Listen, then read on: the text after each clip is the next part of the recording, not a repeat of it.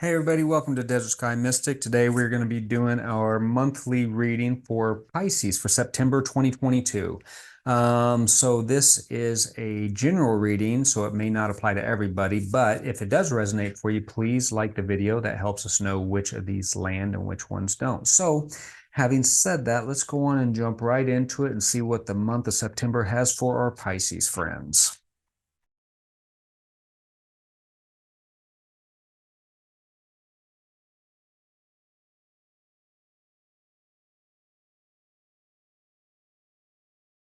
Okay, everybody. So right out of the gate here, we have the Empress. And the Empress card is really a card of like nurturing and kind of abundance and like really developing something, creativity along those lines. So I think that we're working on something new here, or maybe an idea that you're developing, or there's some sort of relationship that you're developing. We also have the Five of Wands cards here, which is crossing. I just set it over here so we can get a better visual on it. And I find that interesting because it's almost like this is a card of training and practicing, improving the skills and getting better at something. So I think that whatever this is here, I mean, we got this nurturing and this whole training vibe and feel. I think you're making a transition to something new. Let's see, yeah, I'm just kind of taking a quick peek at the rest of the cards here to see if there's anything that like really gets in the way of that. But no, I don't think so. I mean, because we also have the inner strength card here as well. And whatever this transition is here, it has taken a little bit of strength, a little bit of bravery.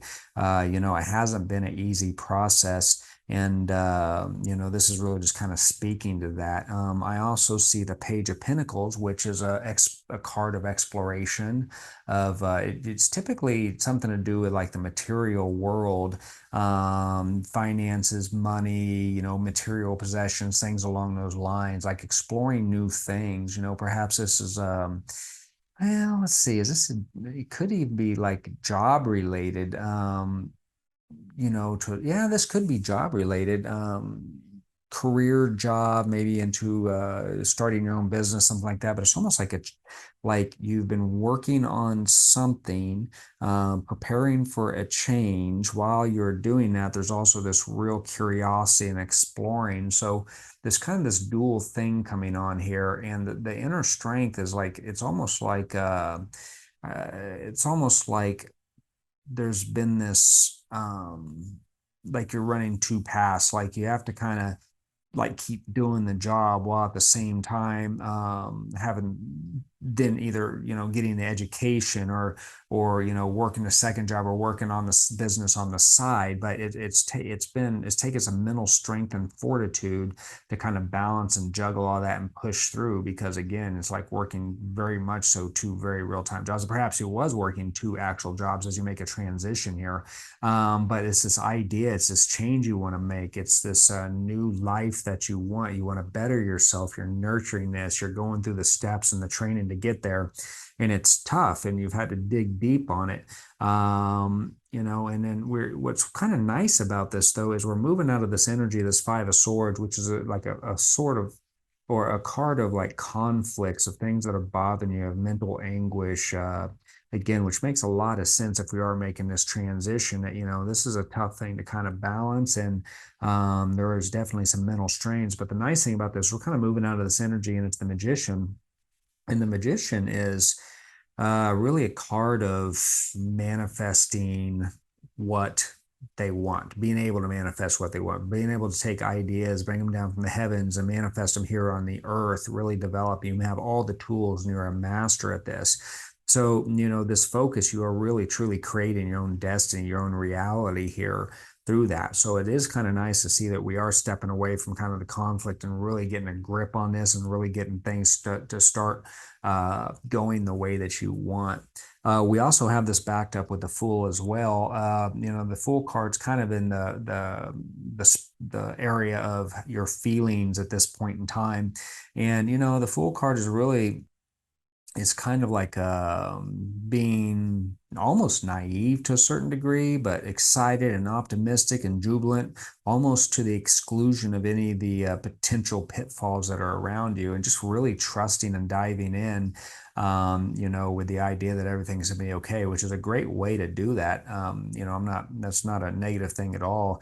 This can be read, this couldn't be a tougher card depending on the situation, but in this situation where you are, this is a leap of faith, this transition and all these things that you're going through right now. You do feel like you're taking a leap of faith because you don't know what's on the other side. There's no sure thing on the other side of here that you're aware of, but you're doing it anyway. But you are putting in the hard work as well. So I mean, it does make this a little bit of a safer prospect in that respect.